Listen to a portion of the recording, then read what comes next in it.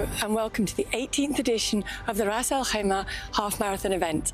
There are also 2 kilometre, 4 kilometre and 10 kilometre events, with this year over 10,000 participants already signed up to take part. The course goes around Al Marjan Island, but also takes in loops along the old course on the mainland, which is known for its fast times. The Iraq Half Marathon is part of the big dream that we have for Ras Al Khaimah. We're looking at tripling our number of visitors by the end of the decade by reaching to 3.5 million visitors. So it is part of that big dream. Where I want to see it, definitely bigger, most participants. Maybe by the end of the decade we celebrate 30,000 since it's at 2030. Let's see how it goes. But we go big always, and this would be maybe our target.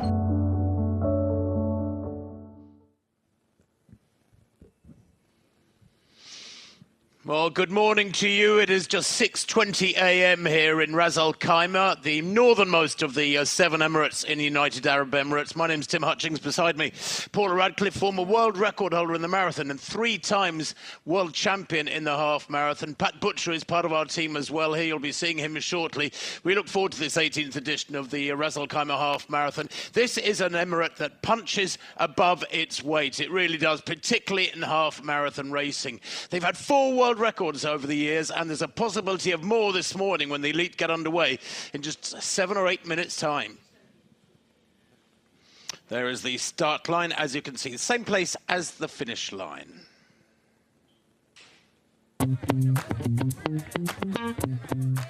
The Ras Al Khaimah half marathon began with a bang back in 2007.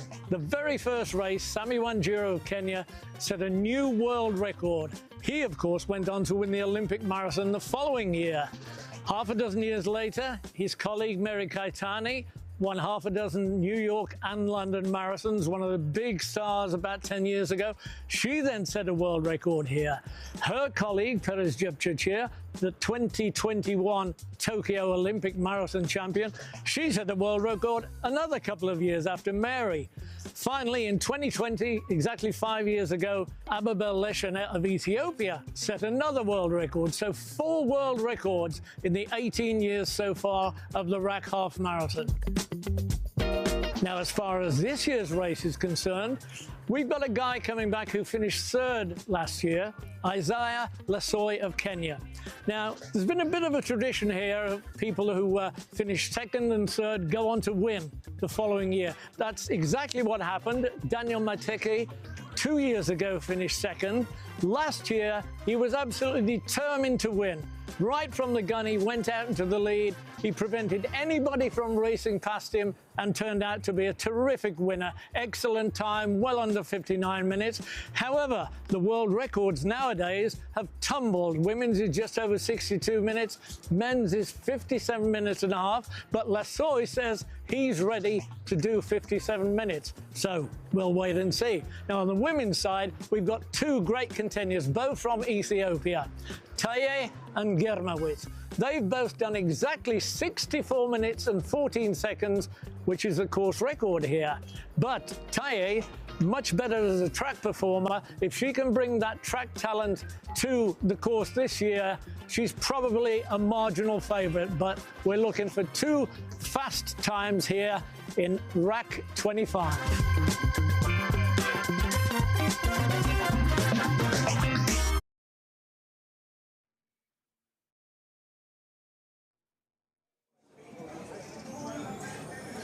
Well, there's the scene. The sun will be up soon to the east of Ras Al Khaimah, where the Hajar Mountains dominate this peninsula.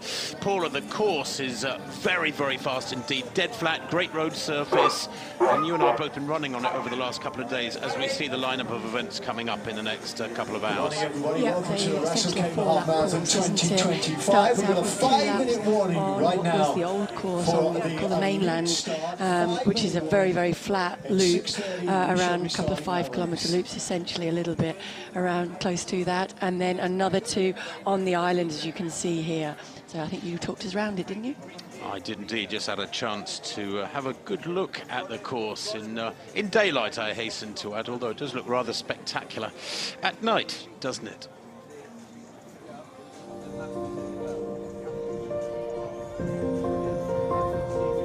So here we are sort of at ground zero, the start and finish of this 18th Ras Al Khaimah half marathon. This massive gantry is the start and finish gantry. When the runners start, they run inland, take a left after 60 metres at the first roundabout towards me, off Al Marjan Island, and then onto Al Ittihad Road, and they take a left straight down there and take a right-hand turn onto the other side of the Al Ittihad Road. Let's go and take a look. The runners will come towards us, running in the opposite direction to those cars, come up to this roundabout too, do a quick U-turn, a right-hand U-turn, and head off down there. They get to the far end, cross over the gap, and then do a second lap of it. Then they come up this avenue, do a first U-turn here on the first lap. Remember, there's 2 laps here on the island as well, and then it's a straight shot back to the finish. Beautiful view of the finish straight. There'll be big crowds here in the bleachers, roaring them on. On Saturday morning, it will not be busy. There won't be much wind. And I think this is brilliant for super fast running and record chasing.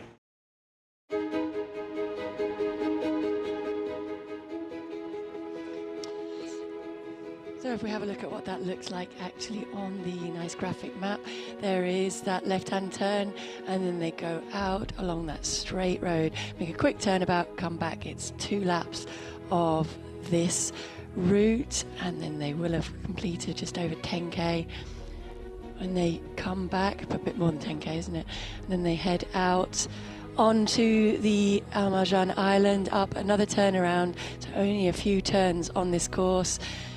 Sharp turns at each end, and then some good flat fast running in between, and then into the finish on the final lap. You should have got your head around it by now. A couple of laps of that yellow loop on the land side of the course, and then a couple of laps on the peninsula on the Al Marjan Island. That is sort of the entrance to Al Marjan Island. There's almost like a causeway heading out towards the big islands built out into the middle of the sea. Temperature 13 degrees centigrade, very, very slight wind, conditions just about perfect, Paula. I mean, you know full well what is perfect for good racing. That looks pretty much spot on. That does, and if you contrast it to last year when we had the high humidity and the fog that was enveloping the athletes, much more conducive conditions to fast racing here today, which is what we like to see. As we look down that list of past winners, course record was set by Jacob Kiplimo of Uganda back in 2022. And Isaiah Lasoya has talked about challenging that today. Yes, indeed. And Sigrid Gessalama, the winner last year. Helen Obiri, who's become a great marathon star, of course, winning in 2023 and 2022.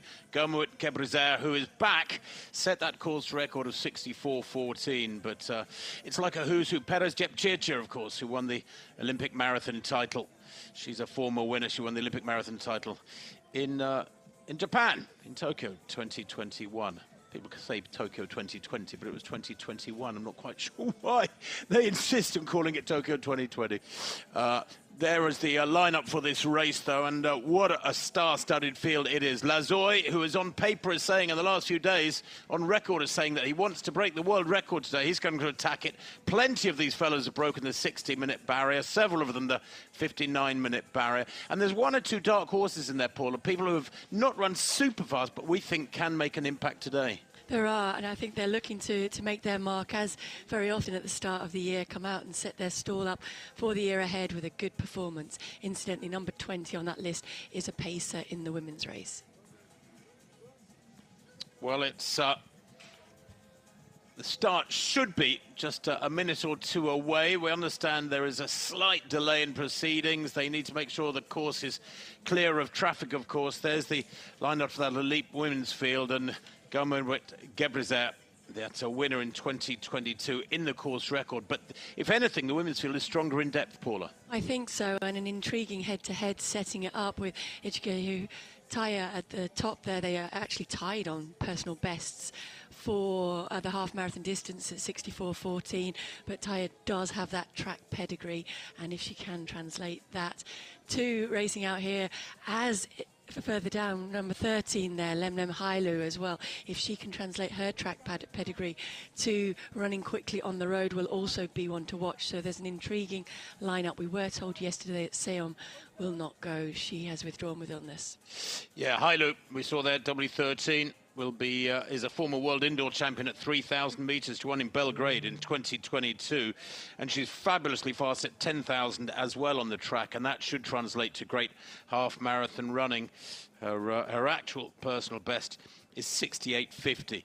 And I suppose in this day and age where we used to say that 70 minutes, up until about 6 or 8 years ago, we used to say anything under 70 minutes for the women is world class. Now we've brought that down a couple of minutes, haven't we? I suppose you need to say if you haven't broken 68, 38 minutes, then you're not really banging on the door of greatness. Yeah, I mean, similar to the marathon distance, isn't it? The times have really come tumbling with the arrival of the super shoes and the increased efficiency and increased ability to train well as well. So certainly if you're knocking on that 66-minute mark, you're getting yourself right up there in contention.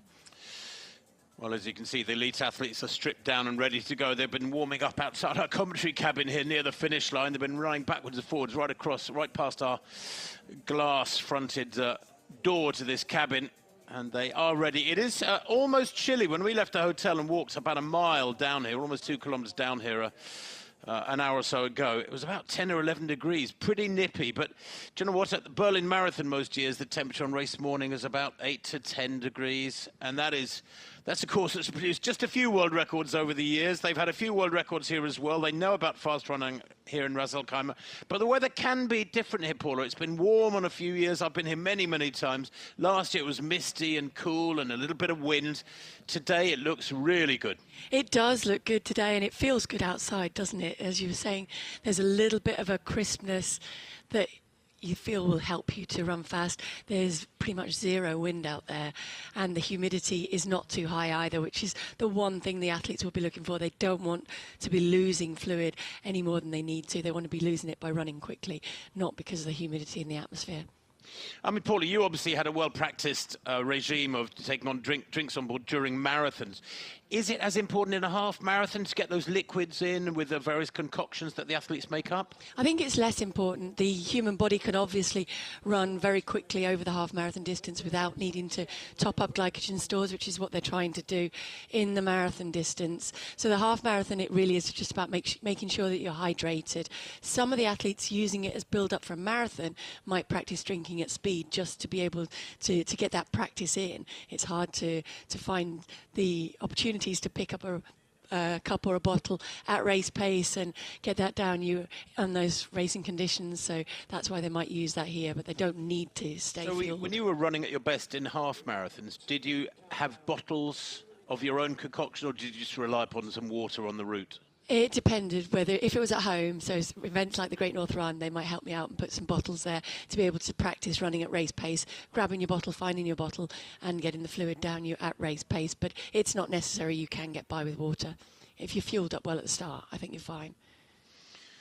Well, these athletes were all in breakfast with us about an hour and a half ago. I don't think they were having huge cooked breakfasts like one or two of us had to keep us going through this early morning start. Just to remind you, it's about, 6:33 in the morning here in Ras Al Khaimah. We're about an hour's drive across the desert from Dubai.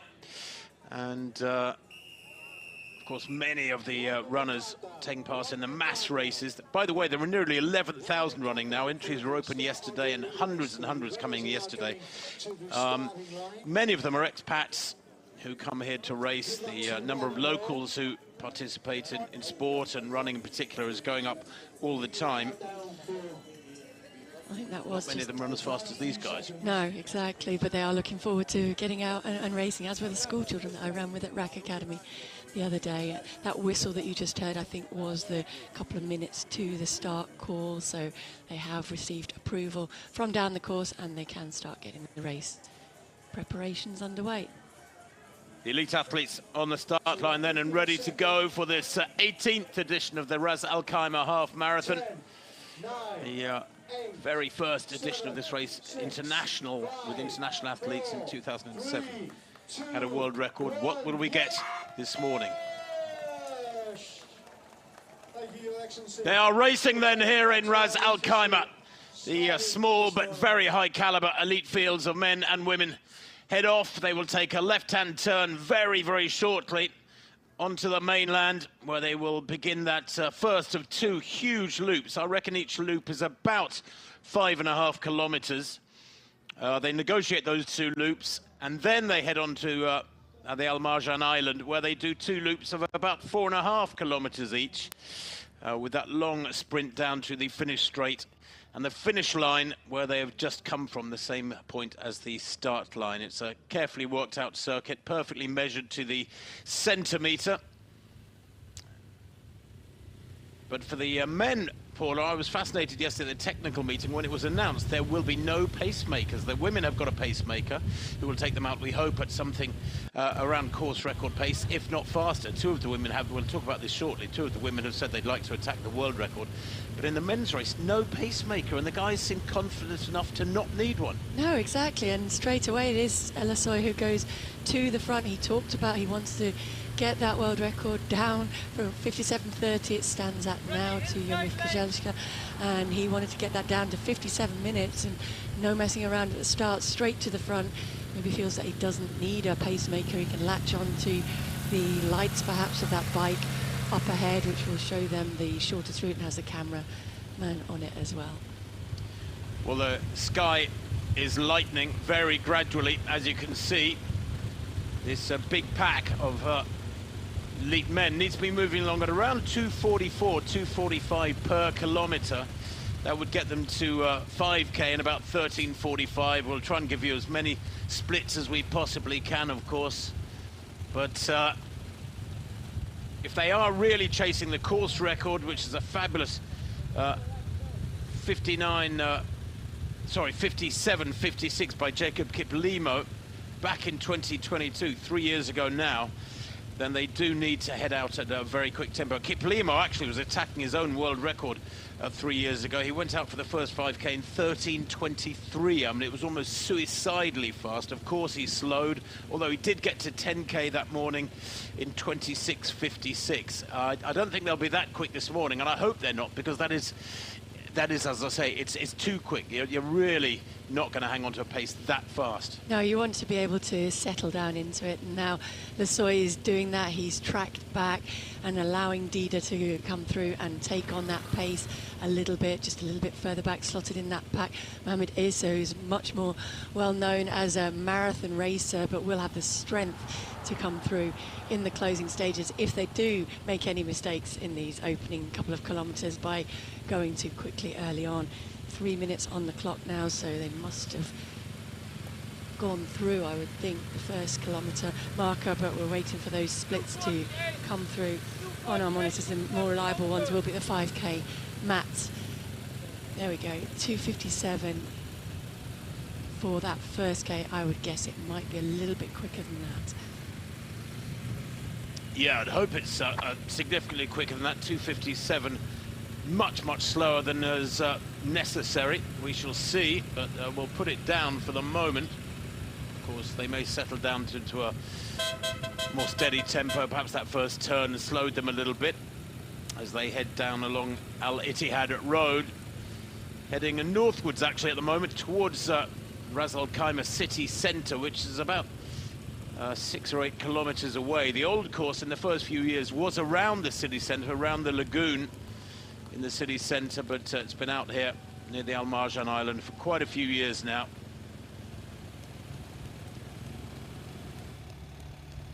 The visibility, of course, will get better and better, and that sky is brightening all the time, leading women here.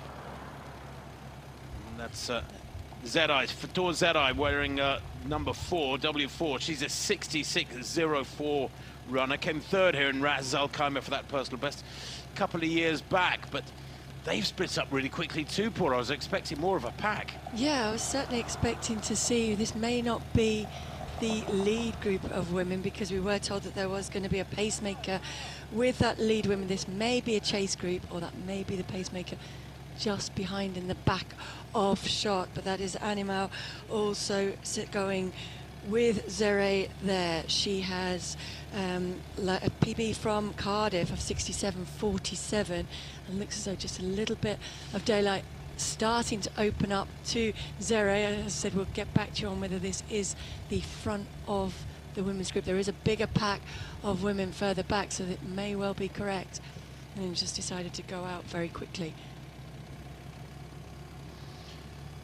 Well, they have gone out quickly, only 5 minutes on the clock, and running alone, and no sign of the pacemaker at the moment. The women have got their own pacemaker who should be visible.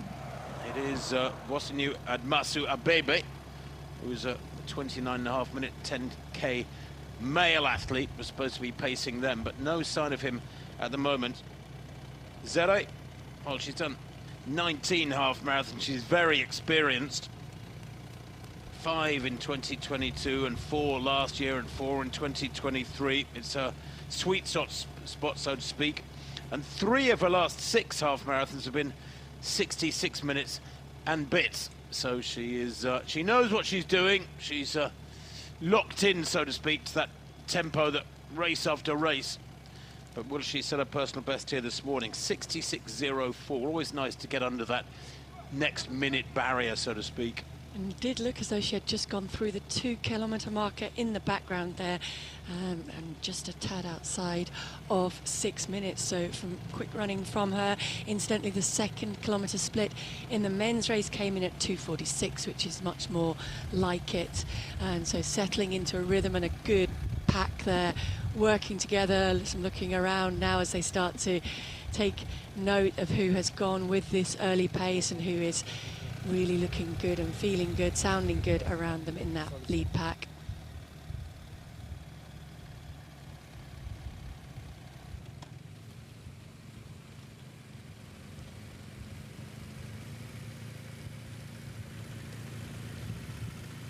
See, they do get plenty of information from the timing car. You can see up the road ahead of them. Well, look how quickly that daylight is increasing. 2:46 for the last kilometre for the men, so that 2nd kilometre far more like it. If that 1st kilometre was indeed 2:57, that 2nd kilometre 2:56 is really where we need it to be. Down around 2:44, 2:45 would be ideal, but at 2.5 kilometres, this is a pretty big men's pack.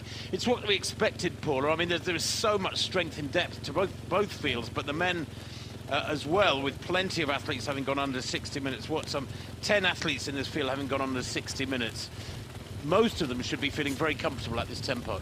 They should, and that's what you like to see, is taking turns at the front now. Yegon having a go, and some changing of that lead. There isn't much wind out there, but it still is psychologically and physically that little bit harder to be the one at the front pushing the pace on.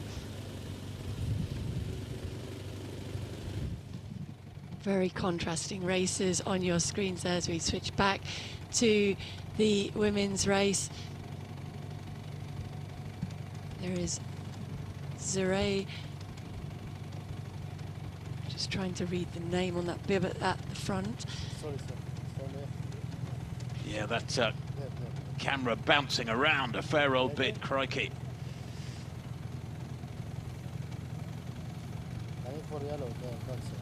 But it's interesting, isn't it, Paul, that these two have broken away. Meia, who I think it is, who is in the lead in the yellow, just looking. Yeah, she does. So she was 12th in Bathurst in the World Cross Country. Does have a 66.37 personal best, which is up for revision maybe today. Their 2-kilometre split was 5:58, so they are certainly on course record pace, not too far off actual world record pace there.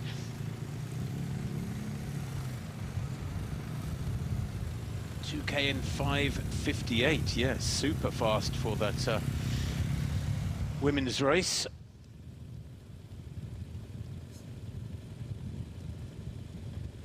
Now there's that men's pack, and we do indeed have daylight. The sun is just poking its head above the mountains over to the east. And there's, what, about 15 in this men's pack. It's good to see so many hanging in there at this quick tempo.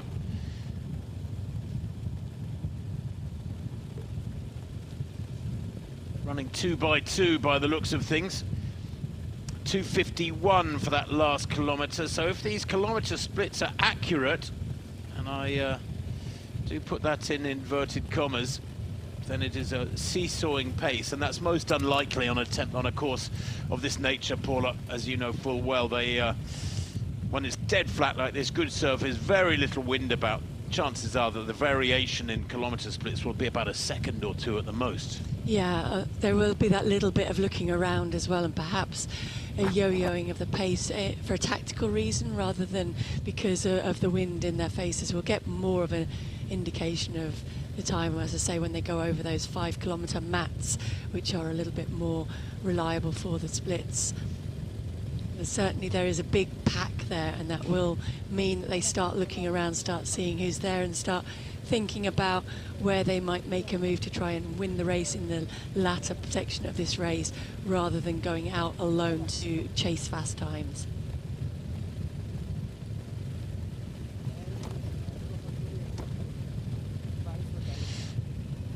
That is a 10 kilometre marker. That's the isn't it, for the 10k next marker, time which they'll round. pass on the second lap. That marker is actually just almost an identical point to the 5k marker. Remember, this is a 5.5 kilometre lap, so that 10k marker, well, they've just passed 4k just before that 10k marker, so they've now gone through 4k. They say 3.9k, but according to the map, they should have gone through 4k. There it is, about 11:26 at 4k. Come on, Paula, what does that mean? Well, come on, how's your maths going? That's 34 seconds divided by 4. What are we, 8? So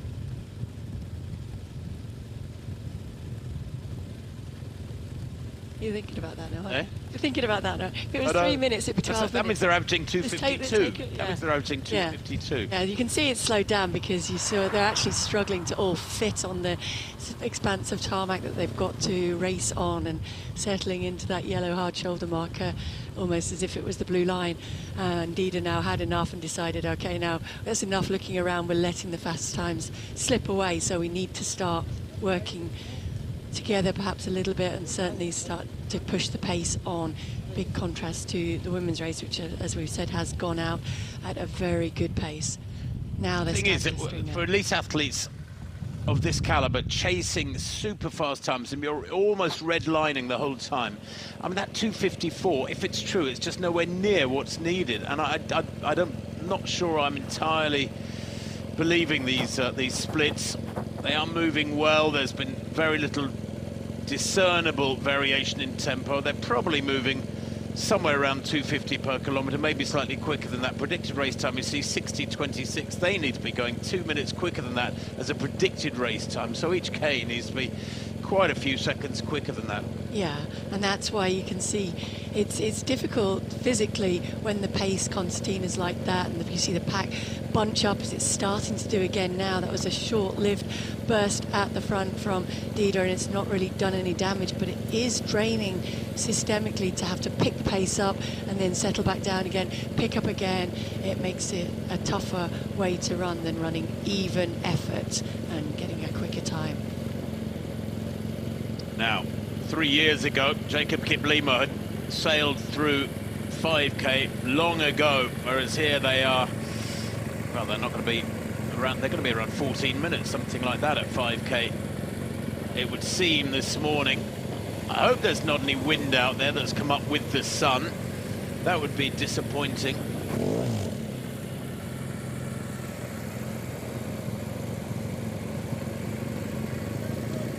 But also the fact that they're spread 4 or 5 across would suggest they're not running into any wind, Paula. You always get, it's always a really clear indicator, isn't it? Athletes running into a wind will tend to slipstream, get in behind each other. There's 5k. And 14:15 on the clock. Wow. That is on the slow side, we have to say. A little bit disappointing. We're hoping it would be some 20 or 30 seconds quicker than that.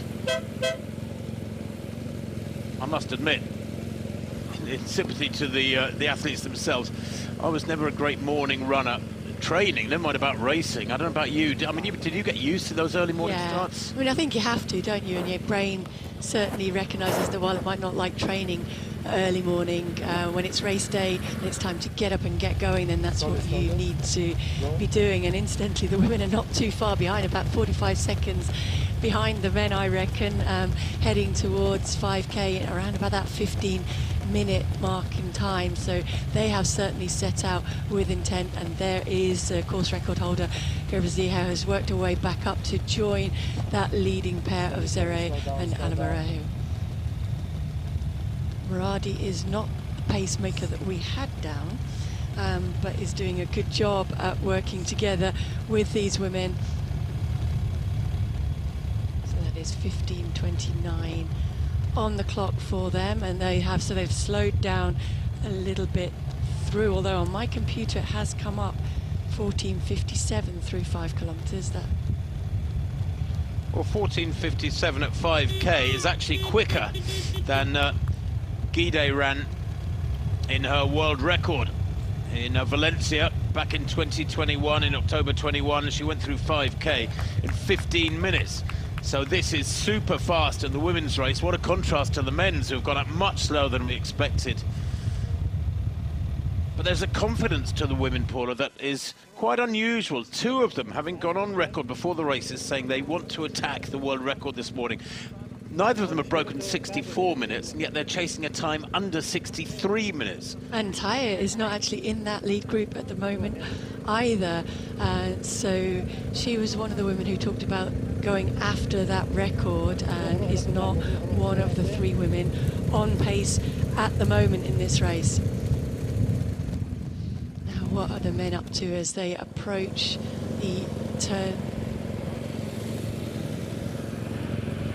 at this end of the course? And now we'll head around that roundabout and back out on to the final one of the loops on the mainland. Yeah, this is the athletes negotiating the roundabout near the start. Oh, and there was a faller there. Somebody's gone down. It's such a big pack, and they're negotiating a turn there. That's really awkward. Couldn't see who went down. He got up pretty quickly, but that takes the stuffing out of you. I don't think I ever fell in a road race, Paul. I fell once or twice in track races. It had always really... Some people sort of get a roll, like a judo roll, get up and get running again very quickly. Doesn't affect them much. It absolutely took the wind out of me. Yeah, I think particularly, even if you just get knocked or get an elbow, it can take the wind out of you, but certainly to go down and get a look and see what happened here. So their top of picture, just out of the top of picture, the start-finish line has disappeared. So this is the third roundabout in effect. The first one they hit near the beginning of the race, and then well into these first few kilometres, it's the third roundabout they negotiate, and they're heading back out now, just starting the second big lap on the inland portion of the course.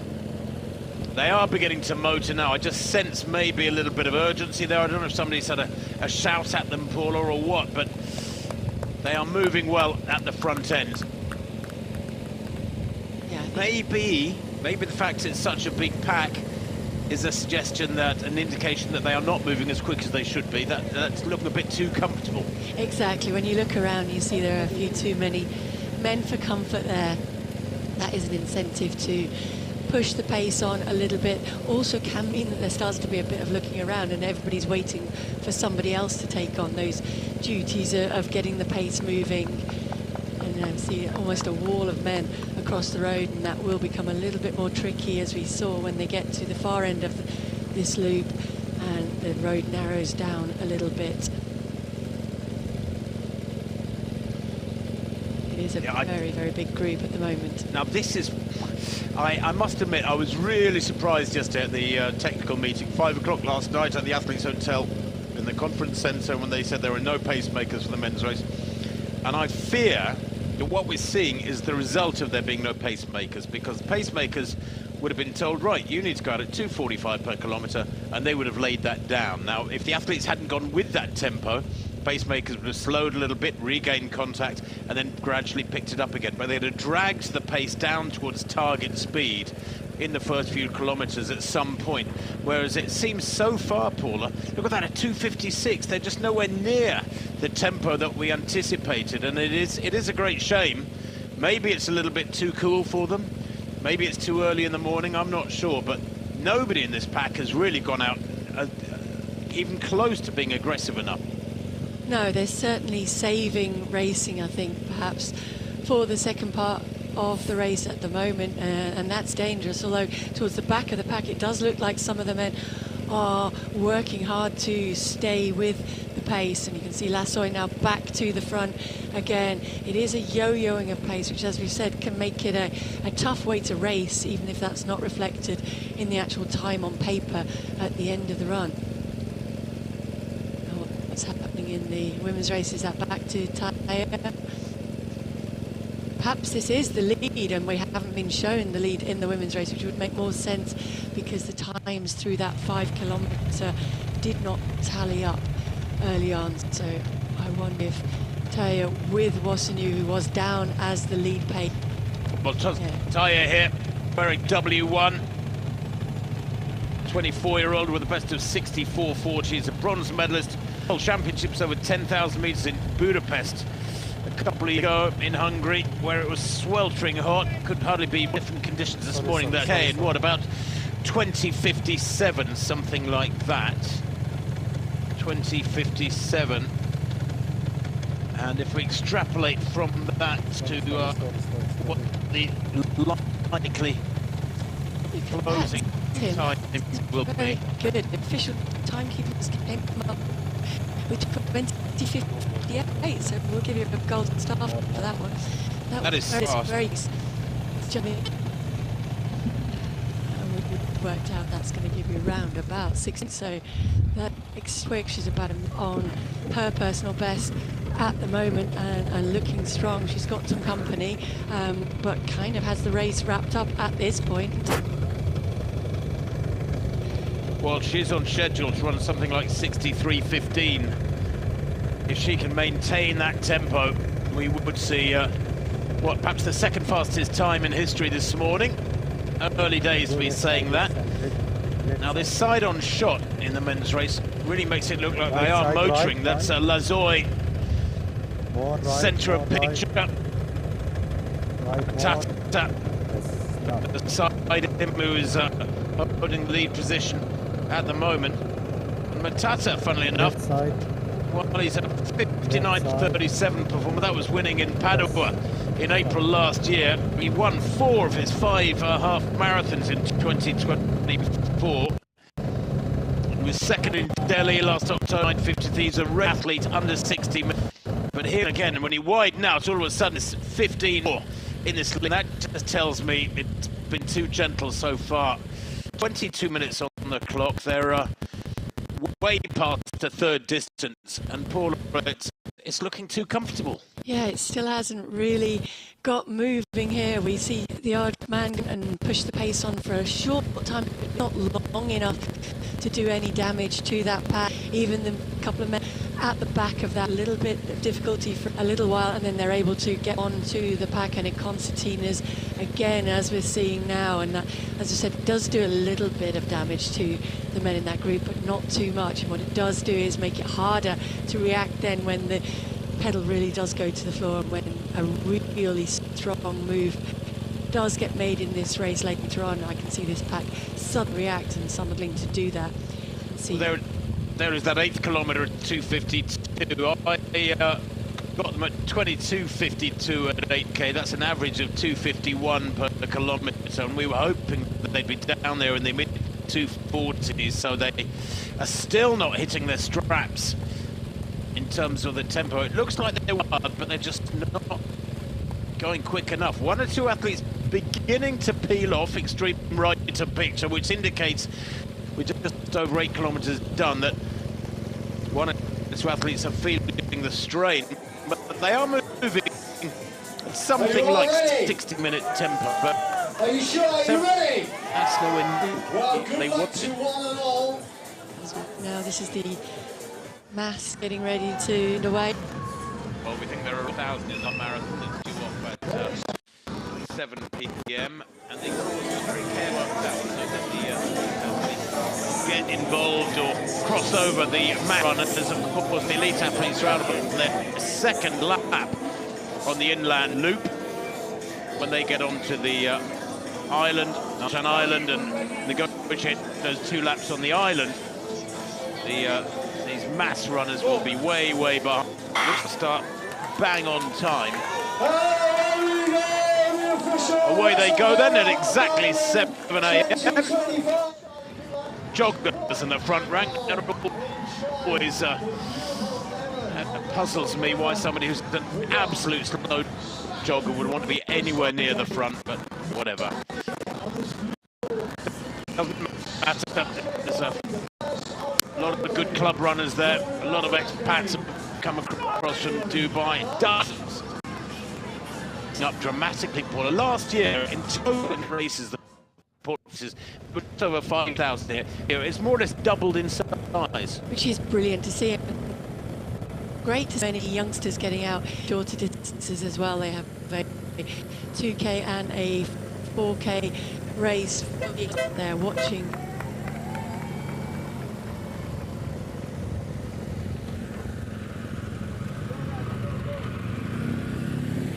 Independent splits, he's in the lead vehicle, and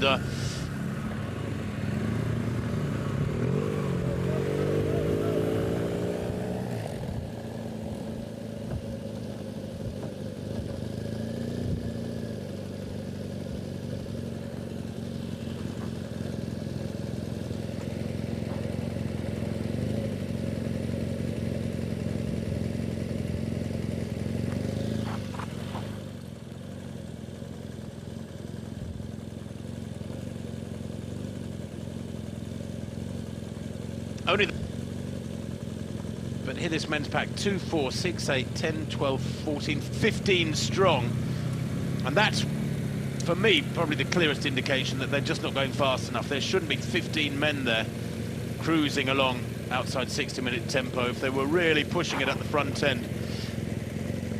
And the absence of a pacemaker is becoming a rather glaring absence. Yeah. Because they're not at 10K yet, and they are way outside the tempo that we wanted them to be running at, and that has been maintained for each of the last few years at this race. The 9th K at 2:48, I don't know if somebody's had a yell at them or what, but even that is outside the 2:45 tempo that was predicted for these athletes.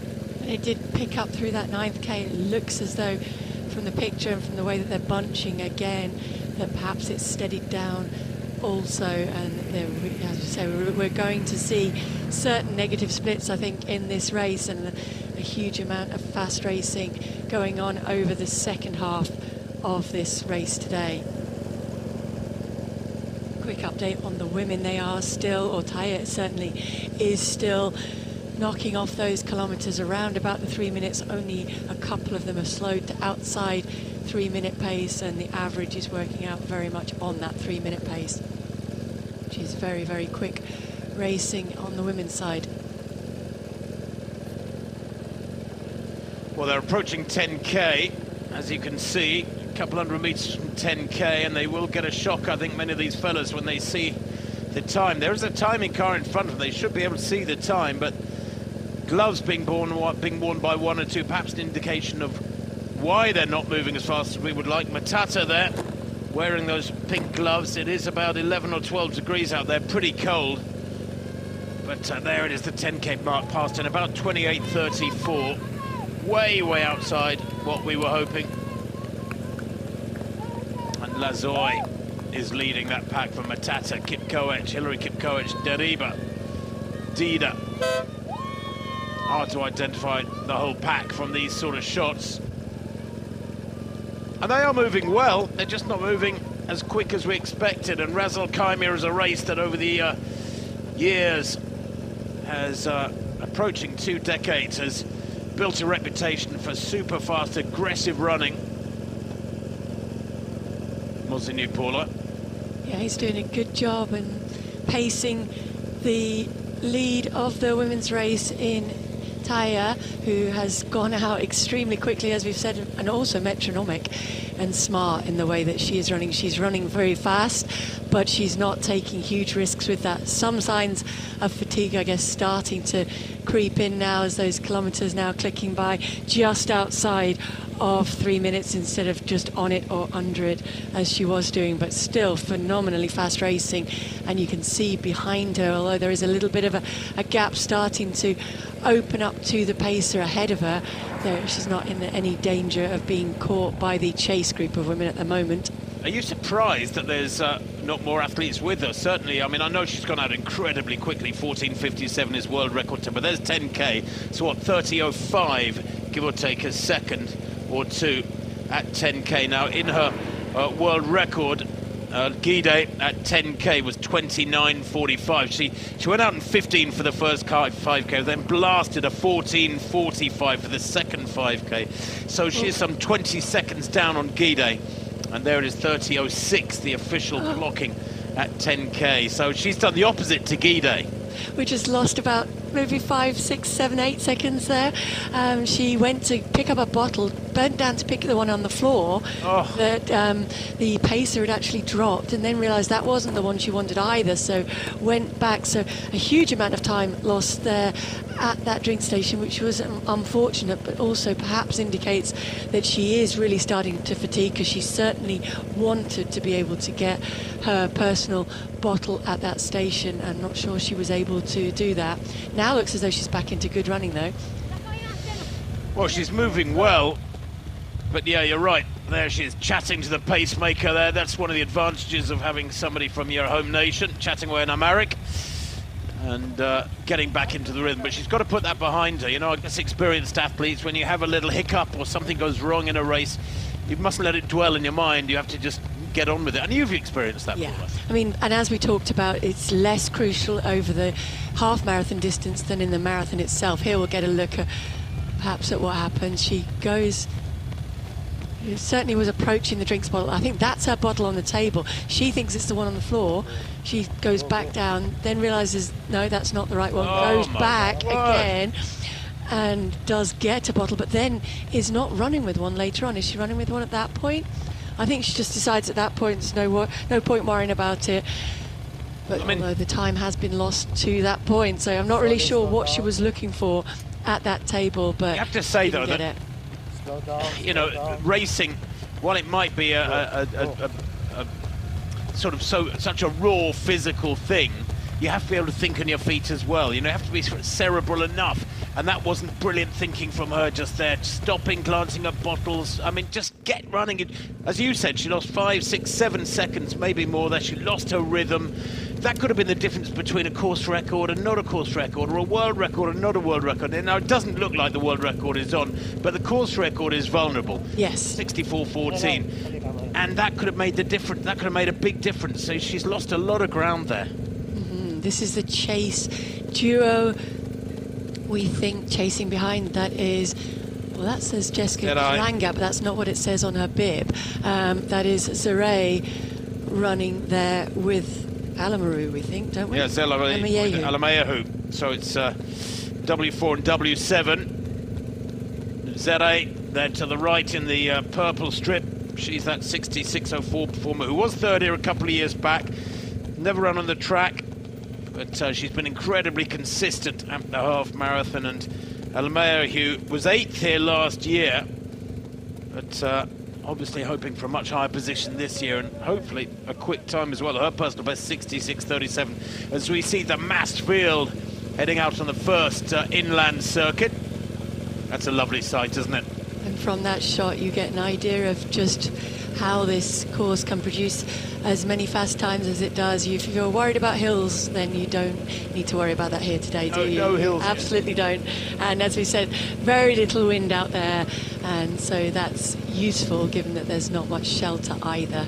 Well, it's as you can see, there's traffic moving there. The course is very carefully worked out with lines of barriers so that traffic is not compromised on the inland side of the course, or indeed on the Al Marjan Island. The traffic is able to keep flowing on the island and on the inland part of the course, despite the runners taking up half the road. It's very, very cleverly done.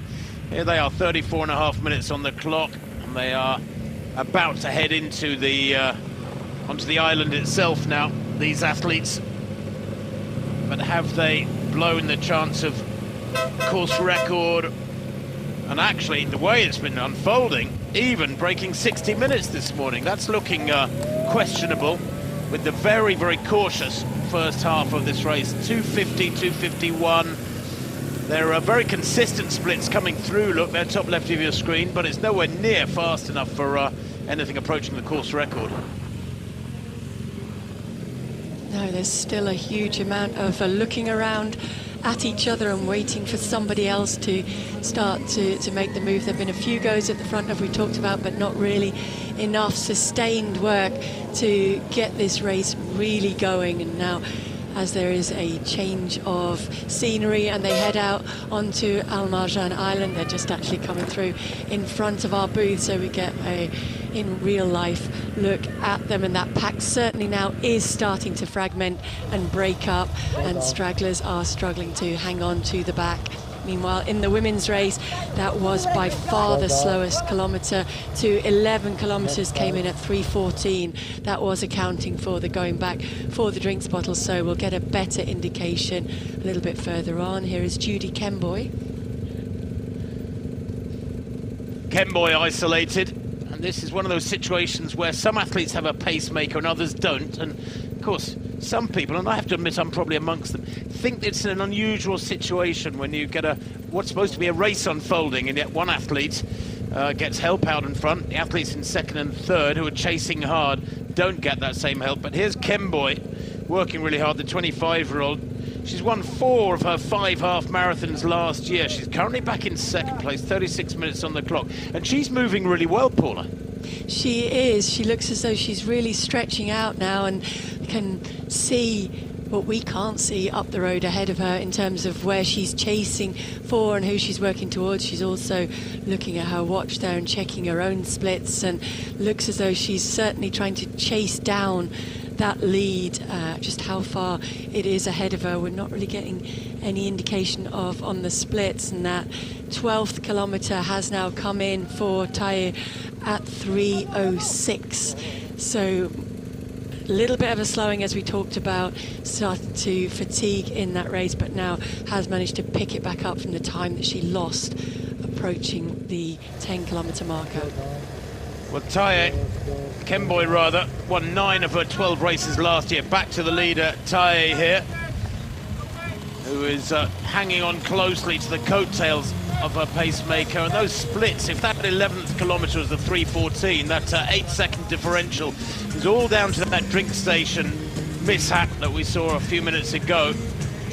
She is still moving well, and she's onto the island now as well, the Al Marjan Island, as we see this men's pack, which is what, Paula, narrowed down to about 10 athletes, but it's still very tightly bunched, and you get the impression there's and it's not a bad thing, a great race unfolding as opposed to a really fast chasing of quick time. Exactly, and we're being treated to 2 very different scenarios, aren't we? Chasing the time in the women's race, and on the men's side of that final split, as you've just pointed out, 3:13 kilometres is down to 2:47, but it's still a little bit of a yo-yoing, and it's much more of an intriguing race being set up there, and people just now deciding, okay, I'm going to leave it now and see who can finish the fastest. That 13th kilometre, by the way, 2:47, is the fastest kilometre of the race, and we were hoping they'd go out at 2:45 tempo. Maybe we were expecting too much. These are human beings after all, they're not machines. The predicted race time is gradually coming down, almost dead on 60 minutes now. The lead athletes coming past our commentary position, in fact, here on Al Marjan Island. But this pack now, with halfway way behind them, watching each other maybe more than chasing quick times. I'm sure we will see a sub 60-minute winning time, but nowhere near as quick as we had hoped. Matata still at the front. Alex Njoka Matata, the 26-year-old, is a best of 59:37. Won 4 of his 5 half marathons last year. A super racer, and he might just be delighted that it's gone relatively slowly and this has become a real race. Now, of course, the benefit of that, the positive thing about it, Paula, is that over the last 5K or so, we should get a real ding-dong battle. Definitely, there is certainly some fresh legs left in that group, and we will see some really exciting racing coming out over these 2 laps on Al Marjan Island. And back to the women's race, Taye, I reckon she had a fairly substantial lead. I was trying to gauge as they went past in front of the cabin. I think it's over 30 seconds, perhaps a 45-second lead. Back to Kemboy, who is chasing hard though, and that distance between Judy Kemboy, and Zere behind her is growing with every stride at the moment. Contrast that to the fatigue that's starting to creep into the legs of Taye, who's lost another second there between 12k and 13k, starting to slow down and see that course record that she was aiming for start to slip away a little bit. She needs to try and focus on the back of the pacemaker ahead of her, as you said, Tim. Well, 40 minutes on the clock then for the athletes in this 18th edition of the Ras Al Khaimah Half Marathon. Taye still being dragged along by this pacemaker. 3:07 that last kilometre. Remember, her first 2 kilometres were under 3 minutes. She went through 2k in 5:58, 5k in 14:57. She was averaging sub 3 minutes for the first 5k.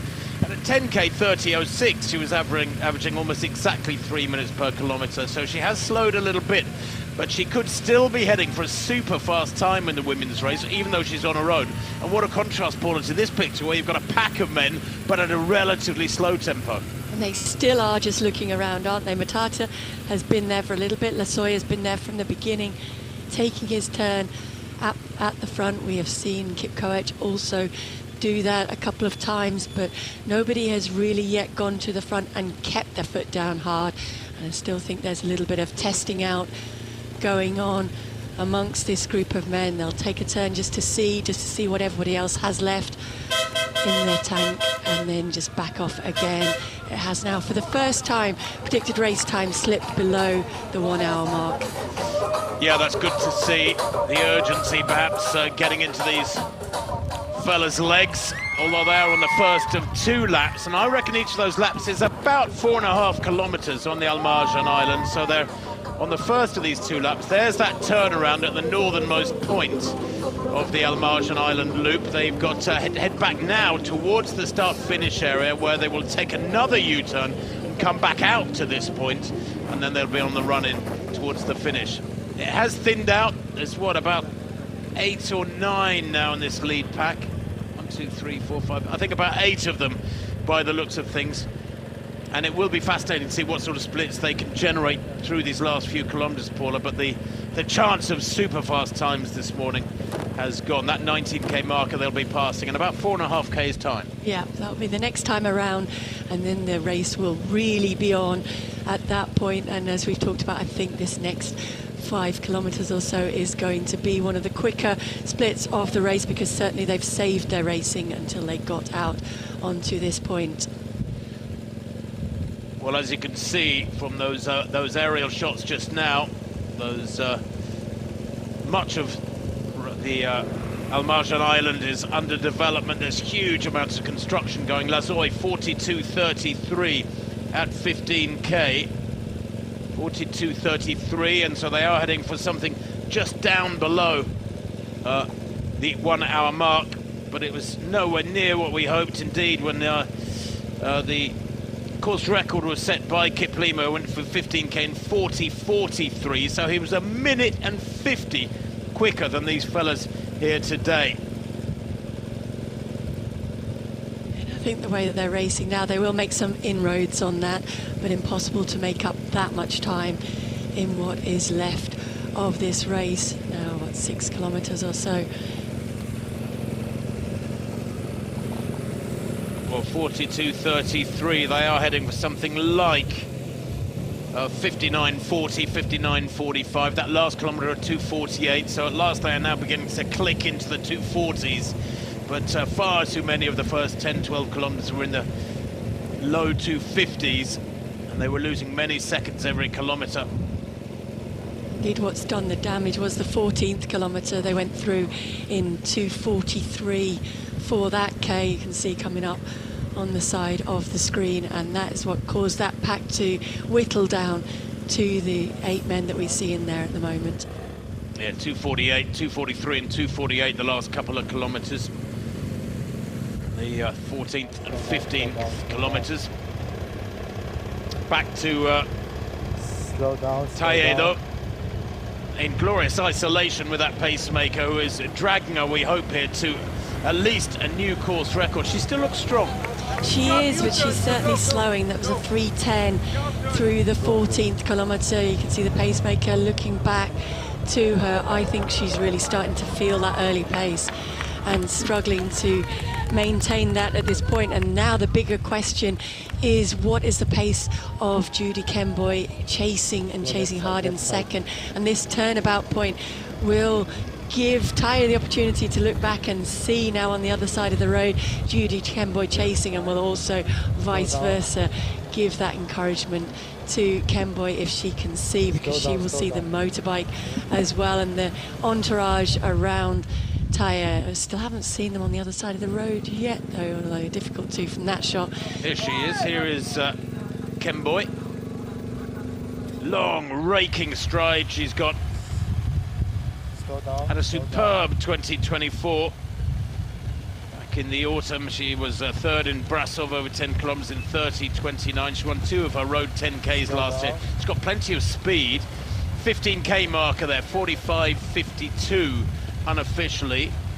And that compares with, in the world record, 44:29. So she's, well, some minute and 20 seconds outside the tempo laid down by Gide in her world record. The event record, 15K, was passed in 45:51, so she's almost identical to the split of Gebrezer back in 2022, 3 years ago, when she went through 15K in 45:51. You got 45:52 here this morning. It's near as, damn it, absolutely the same.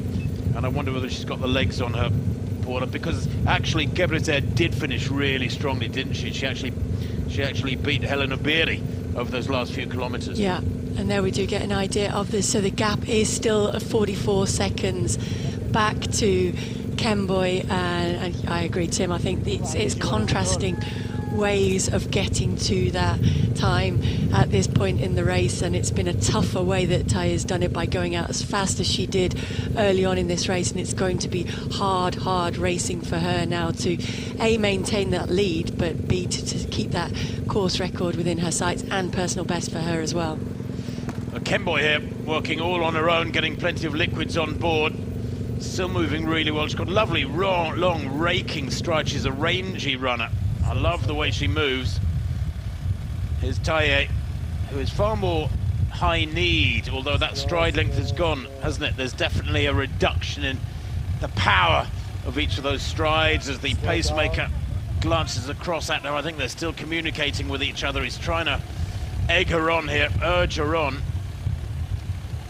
Yeah, she will need to run a stunning last 5K to get down towards course record. Well, she's going to have to dig really deep, and if you contrast the style to that we're used to seeing when she's racing, and she's racing well on the track, she certainly is fatigued out there, so it's going to be a hard battle now. And in the men's race, it's still trading blows, isn't it, really, here, with different men having a go at the front. Back to Matata now, who's put his foot down and is starting to ask some questions of the men in that lead group and string them out a bit. 17K then, in about 48:15. And there's 9 athletes in this group now. Matata pushing on really strongly. Lazoy going with him. Lazoy is one of the pair who said that he was chasing the world record today. He is the fastest in the race, Lazoy. Should be very comfortable with this tempo. There's still only a few clicks inside 60-minute pace, and Lazoy has run 58:10. He is one of the fastest men in history. He was the world number 4 last year with that 58:10 when he was 3rd in Copenhagen. And he looks comfortable here, doesn't he? Lazoy in second, just mirroring every move made by Matata, responding here to the lead of Matata rather than taking the initiative. That is, those splits varying a fair old bit, Paula. 243, 248, 250. A small variation can be explained by the U-turns, of course. A little bit, and I think there is concerted effort now going on by Matata as well, so I'm intrigued to see what the next split will be as it comes up for, well, it's not the 17-kilometre yet up on our screens, on our computers. It's actually come up at 2:51. It does look as though it is a quicker move being laid down, and certainly for a while Lazoy was eyes focused on the back of Matata, just trying to go with that and then stay with it. Also from that shot there, it looks as though that group has whittled down. There are almost 5 getting away. The 6th man is trying to hang on. Well, I think Matata has injected a little bit of pace, and that has split up the group. It was 9, quite closely packed, and now you can see right in the centre of picture, what, about 5 or 6 together, 2 or 3 tailing off to right of picture, and that at last has broken up the pack that for the last, well, 10 kilometres or so has looked far too comfortable and cosy. As they pass the DoubleTree by Hilton Hotel, there's been the most wonderful home to these athletes over the last few days. At the back, there's a man-made beach. It's a glorious little retreat for a few days away in the sun. The athletes, of course, more focused upon their task of this morning. And there are those splits. Consistent splits, Paul, of the last 3K, but just not quick enough.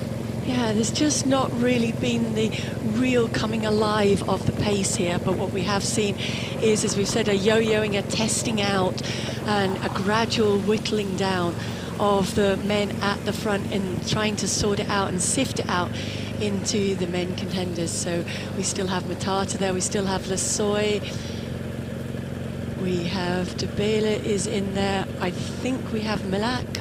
Ida is there as well, yeah. They've just gone past 18k, so 3 kilometres to go. The speed these fellas are moving at, that's about not much more than 8 minutes of running. But they are watching each other. This has become almost middle distance race-like, and there's plenty of energy in some of those pairs of legs. Plenty of these races are got great track 10K capability as well, as we see to the right of picture. Taye with her pacemaker. Now the lead she had over Kemboy at 15k was 44 seconds. That was about 6 minutes ago. I wonder if Kemboy will be closing on her as she negotiates that turn. Well, I think certainly from the visuals of the two women, it does look as though Kemboy is moving stronger. And if I tell you that for the last kilometre for Taye it was a 3:19, visually Kemboy is moving quicker than that now. So how many inroads has she made into that 44-second lead that was held? Well, that the variation there, 3:09 and 3:19, that, unless there was that's because of one of the turns or something, that suggests a massive slowing on the part of Ejgaya Taye of Ethiopia, the 24-year-old. Kemboy, just a year older, who is got to be given a lot of respect. 65.43, her best was second in Copenhagen last September. She is a relative newcomer to the roads. The first results for her were last year, Kemboy. She's not a familiar face for very long on the international road racing circuit. This pack, we're getting to motor well. Debele looking strong there, the tallest of this group. He was 11, very strong year on the roads last year. He was 6th in the Valencia Marathon back on December the 12th in 2:04. So he's got plenty of strength. Look at that 18th Paul. Are we to believe that at 2:40? Well, I think so, given how cautiously they went off and how much they've kept for these closing stages. So, I mean, I think that's substantially quick running and reflected in the visuals again, as you see there, because that group has now broken down again, and it looks like 4 men making a way away from the 2, trying to hang on to the back of that group, and it's quick racing, and it's maybe going to get even quicker now. Well, they're approaching 19k. There's the 19k mark of 53.47. 53.46, we'll call it, at 19k. And they are motoring, racing on the run-in now. They're on the final stretch towards the finish line. About 2k to go for this pack in this 18th edition of the Ras Al Khaimah Half Marathon. 4 together. The 2 others have had to let go. Matata, to his credit, has been the man who over the last 10 minutes has done most of the pushing, Paula. He has. Lesoy tucked in behind him. Dida tucked in. Debele is there as well. Yeah, Debele looks as though at this stage he is really hanging on, but Matata is certainly the one turning the screw and asking all the questions, and the others are really just trying to hang on at the moment. Are they trying to keep something in reserve for that final straight, that final finish? Because certainly Matata has put a lot of this hard work in, and is probably hoping somebody might come along and help him out a little bit at the front. Well, I think at this stage, you just get your head down and try and eke it out, and it's a lot of it is about racing now, racing smarts, isn't it? Look at that last kilometre at 2:47. It's very impressive, but it's all too late in terms of super fast times today here in Ras Al Khaimah. But let's focus on this brilliant race that's unfolding. Lazoy on the near side, nearest the camera there, up on his toes. Looks like he's in a 1,500-metre race. The way he's moving, the way that his body is shifting across the ground. Matata with that rather bizarrely one pink glove now in his right hand, doing the work. He's there to be shot down, but what you've got to tell yourself in this situation, Paul, and you'll have been in this situation many times, is you've got to tell yourself, if you're in the front and others are hanging on to you, they are hanging on. You know, they're not biding their time. You've got to say to yourself, I'm hurting them, I'm hurting them. You have to say that, you have to repeat that. It might be hurting me, but it's hurting them more than it's hurting me, and that's certainly what he will be trying to send through his mind. And if you're the man trying to hang on, you just have to be telling yourself, hold on, hold on, hold on. Maybe there will be a sign of slowing, a sign of weakness further on, but it doesn't look that way. And another check of his watch for Matata, if he can't feel what's happening around him, he can sense that he's whittling that group down now. De Baila has not managed to stay with this, and it is only Lazoy and Dida managing to hang on to the coattails at the moment. Matata leading. Not much more than a kilometre to go. Matata leading from Lazoy then here in Ras Al Khaimah, and Dida has had to let go as well. He's back. Matata at 20k, 56.23. And he's earned this one, he's worked for it, and he might yet have broken Lazoy. Lazoy there, that little psychological elastic band between these pair is being stretched to the max, is being stretched to the point where it's going to snap surely. And Alex Nzioka Matata, the 26-year-old winner of Padua in April last year, won 4 of his 5 half marathons in 2024, could have broken this field. The power, the cadence is fantastic here, as he can pretty much see the finish line now dead ahead of him. About 600 or 800 meters to run. He hasn't had, was that a little glance over his shoulder? Yeah, a little look over his left shoulder and then his right shoulder. Bizarrely, a check of his watch, Paula. Yeah, I think just checking with his splits, he's looking ahead, to eyes focused on that finish line ahead. The look over his shoulder is just to check what has happened to Lazoy, but I think you're right, that elastic just snapped there. Lazoy was hanging on and trying to hold on, but Matata rewarded for what's been a couple of kilometres, 2-3 kilometres of really, really hard, sustained work. He has broken them. Look at the gap. Back to Lazoy there, left of picture. It's probably about 30-35 metres. And Alex Nzioka Matata from Kenya is surely heading for victory in this 18th edition of the Ras Al Khaimah Half Marathon. He ran a very fast road 10k in July last year. It was 28:01. Now that might not sound super fast, but get this. It was at about 6,500 feet up in Kaptagat in Kenya. It was at altitude in July last year. He was only 4th in that race, but that 10,000 metre speed and strength coming very much to the fore here in what has been, by the standards of these men, a tactical half marathon here in Ras Al Khaimah this morning. The finish line is in sight. The finish line approaches. Alex Matata driving for the line. The battle behind goes on for the minor places. Lazoy, the pre-race favourite, the fastest in the field, is in 2nd place. But watch the clock. They have clawed back a lot of time over the last few minutes with these fabulous splits over the last few kilometres. 2:40 for the 18th kilometre, 2:47 for the 19th, 2:42 for the 20th kilometre. And Matata here, coming towards the line. It's going to be outside 59 minutes, but a long way under the 60-minute barrier, as Matata here is heading for a huge new personal best, and more importantly, a win in Ras Al Khaimah 2025. There it is, 59:20 unofficially for Matata. Very tight for the minor places. I think Dida getting second place ahead of Lazoya. Was Lazoya second? I think Lazoya did just hold on. Dida was chasing hard, and Lazoya certainly paying the price for trying to hold on as long as he did to Matata ahead of him, but very close on the line for second and third. It's a tough way to run those sort of times, way below 60 minutes. And look at the clock.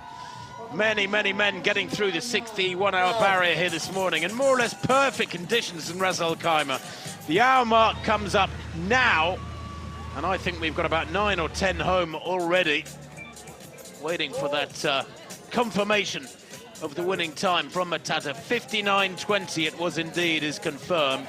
Dida second, 59.25. He did just beat Lazoy. And Debele, both of them on 59.25. And Debele fourth with 59.28. I mean, the finishing times, Paula, make you feel as though it was one that got away. You know, they've run a long way under 60 minutes, and yet the first, what, 2/3 of the race was desperately slow by the standards of these men. I think when you see finishing times like that, you have to think the only man who's really happy with his race out there is Matata, because he's come away with it with a personal best, and he ended up running the race that suited him the best, and the others kind of got sucked into a little bit of watching each other over that first almost 15 kilometres of this race before the race really got going out there. Well, here we can have a quick chat with the winner of the race, Alex Matata. Congratulations on the win today. It was quite slow to start with. How did you feel out there? Okay, according to my body, according to this place, it was not so much nice for first 10 kilometers. It was tough for me, and I just pushed when I alight at 15, 16K. Now I start feeling my body can numb off. There were no pacemakers today. Was it better having just a race with your fellow runners, or did you miss having a pacemaker pushing the pace? Yeah, in fact, I missed pacemakers because it was not easy. It was not easy to push. There was a lot of windy, and the course was not so much good. So what I can say about, if we had pacemaker, if I could have pacemaker, I couldn't do better, more better. But I'm happy because I proved my PB. Did it feel cold out there? You had your gloves on for a bit. Sorry? Did you feel cold out there? Was it chilly this morning? Okay. This morning it was very much cold. I couldn't imagine the way it was. It was very cold. Well, congratulations on the win. Thank you. Thank you very much.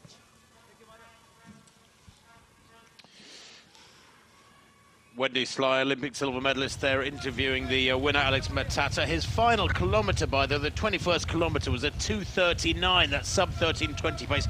Back to this women's race, though, Paula, where Taye has dominated with a very aggressive first half, but has she slowed significantly? And is she in danger of being caught by Judy Kemboy, who was chasing hard behind her a couple of kilometres ago? Just looking at the splits in the women's race, I'm wondering if there is some wind out there on the island. Indeed, confirmation that that gap is not closing back to Kemboy, so Taye has the race wrapped up. But some yo-yoing from 16 and 17 kilometres around that 3:18:19 pace. She did pick it up and rally back down to 3:14 pace per kilometre, and now that 20th kilometre slowed again, perhaps indicating she's working hard into the wind. So course record, I'm afraid, has gone at this point, personal best as well, and Taye is now trying to hold on for the win. Judy Kemboy looks as though she's settled into that rhythm.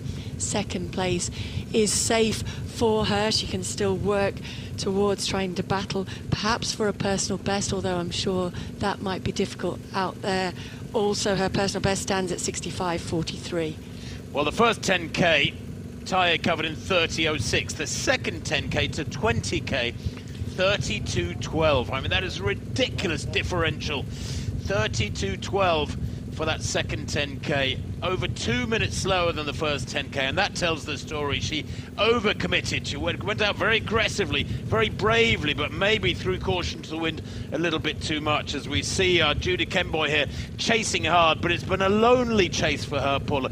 You could argue not an even playing field when Taya's had a pacemaker the whole race. Exactly, although you could also argue that that pacemaker in there may have been why Taya went too fast in the beginning, so it's not ended up actually doing her any favours time-wise, although I would argue has helped her to build up the buffer that she has and to enable victory in this race. You wonder what might happen if the women were just allowed to race together and see what they could produce time-wise and race-wise as well, in terms of from a spectator point of view.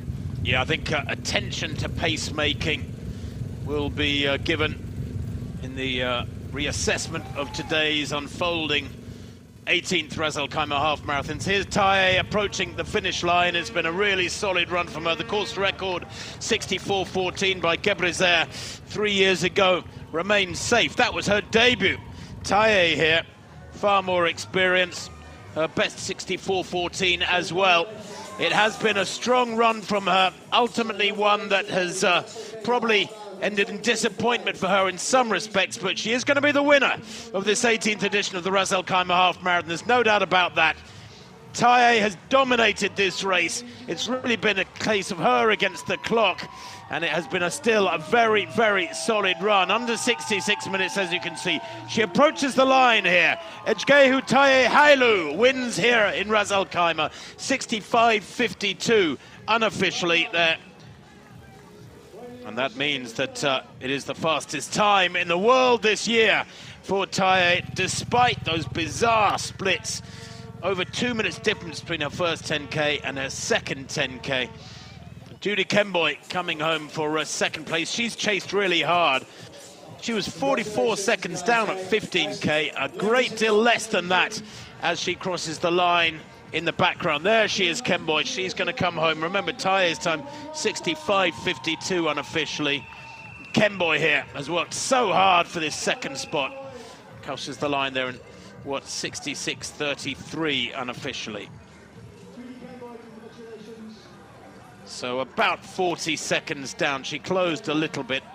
Chalangat looks like she's going to finish in third place. She too working hard.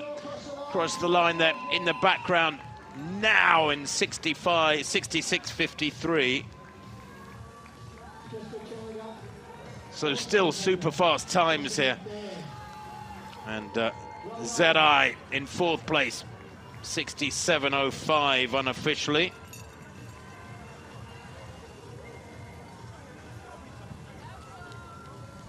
Once again, Ras Al Khaimah has delivered in terms of really big numbers, running super fast times. Paula, maybe we were anticipating records too much this morning, you know, with all the hype that went on, and to an extent it was the athletes themselves who said they would chase records this morning, so we were led by them. Yes, and then I think perhaps they revised that once they got out there and saw what the racing conditions were like. And in Taya's case, I think she went out certainly with a plan, and on that plan, didn't she, but paid for it substantially on the second half of that race. Ladane Anmore Mengesha, the 21-year-old, best of 67.47. She crosses the line there. Only, what, about some 15 seconds outside her lifetime best. Many of these athletes, of course, have run the race on their own. Hailu and Lolio. Lolio there, who's a 67.08 performer, about a minute down on her lifetime best. She only ran half marathons last year, 6 of them though. 4 of them were in 67-minute territory this morning, just outside 68 minutes. And Afanigas coming home as well. Belelihem Afanigas Yema ran 7 half marathons in 2023, maybe too many. There's a best of 66.46, but she's a couple of minutes outside that this morning as she finishes very shortly. There's Jet Correa.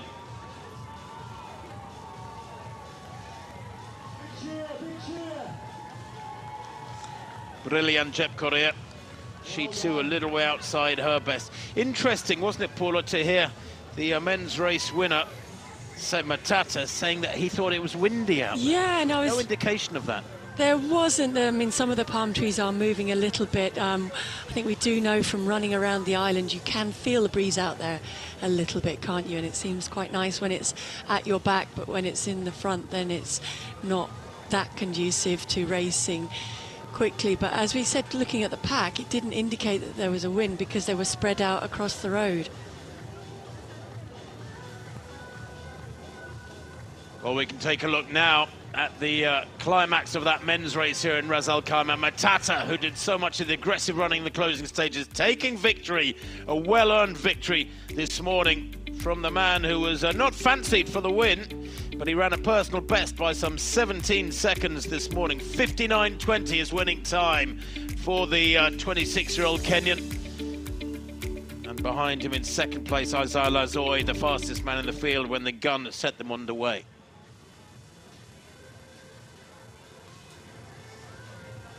Confirmation then of that win for Matata. Kenyans and Ethiopians sharing honours alternately there in the first few places. Matata 59.25 seconds to the good ahead of Dida Lazoy. They're 59.26, 1 second down in third place. It was very tight, and 59.28 by Debele in fourth place, just off the rostrum. But the time is a clear indication of what a tactical race we had this morning here in Ras Al Khaimah with just some 15 seconds covering the first 5 men.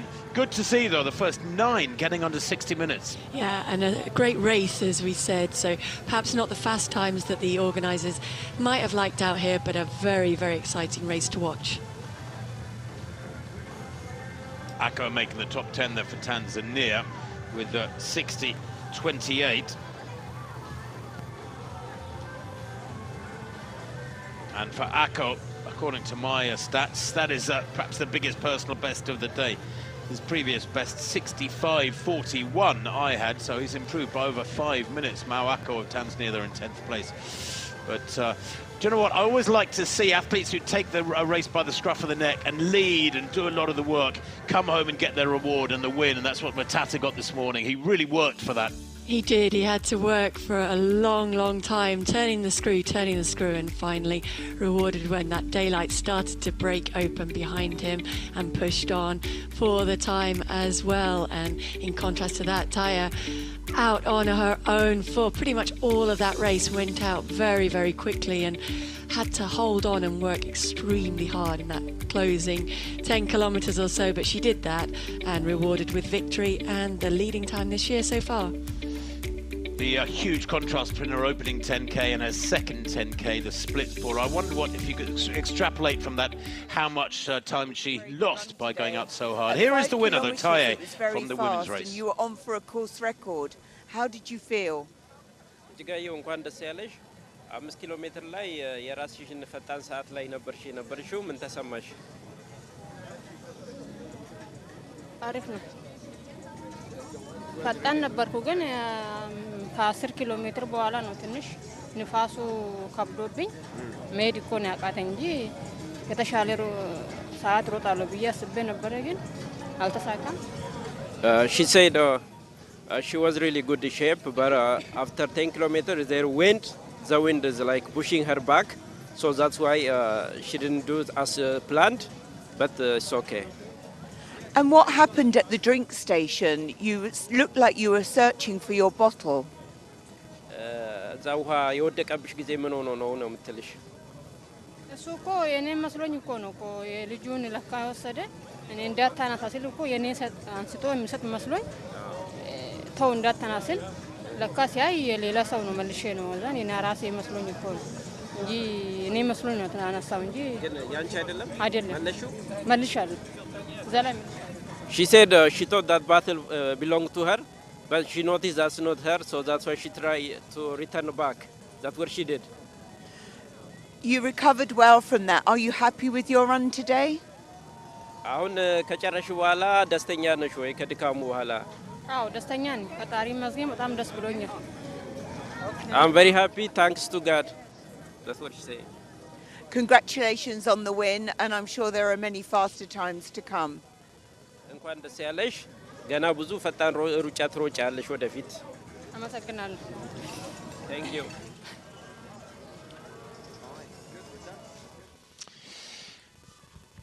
Well, she looks philosophical, I suppose you could say, Paula, the winner of the women's race there. Ejike Hutaye, the winner in 65.52 this morning. Very comfortable victory, but it's a case of what might have been, I think, although just like the men's winner, she referred in interview ahead of Kemboy and Chalangat, she said, referred to the wind being a factor. Yeah, I think certainly she talked about the wind in the last 10K, didn't she, which makes a little bit more sense, because certainly when the men were running slower, it was the beginning part of the race and there didn't look to be too much wind. Then you do have to wonder what Ejike Hutaye can run if she runs a little bit more even paced in the future. You certainly think that personal best 64.14 could come under some revision. Well, records will come in Ras Al Khaimah, but today was not the day for them. This 18th edition has produced brilliant racing in the men's race, an outstanding dominant run from Taye in the women's race ahead of Kemboy, who chased hard, finished 42 seconds down eventually. Jessica Chalangat makes the rostrum as well as 66.53. Not so many personal bests because of the nature of the racing this morning. Two contrasting races. But Paula, your final thoughts on what we've seen here in Ras Al Khaimah? I think we've seen some exciting racing to watch rather than looking at racing on the clock, and I think, as you mentioned earlier, it was nice to see Matata rewarded for the hard work that he put in. He certainly worked hard for that victory today and personal best. Well, it has been a great day's racing in Ras Al Khaimah. It's not even 8 in the morning here in the United Arab Emirates, but the sun is beaming down, the temperatures will rise, and the athletes will head back and recover. It's been a fabulous couple of elite races here. Do hope you've enjoyed it with myself, Tim Hutchings, and Paula Radcliffe, and the production team as well for being with us. We'll see you again. Bye-bye for now from all of us in Ras Al Khaimah. Goodbye.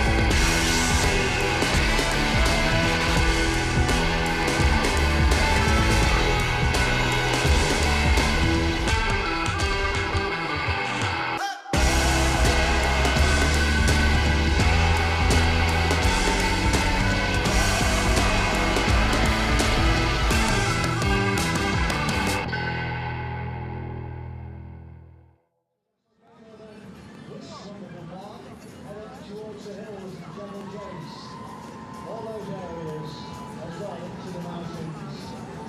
It's good to see. That's the road world here in the nature emerald.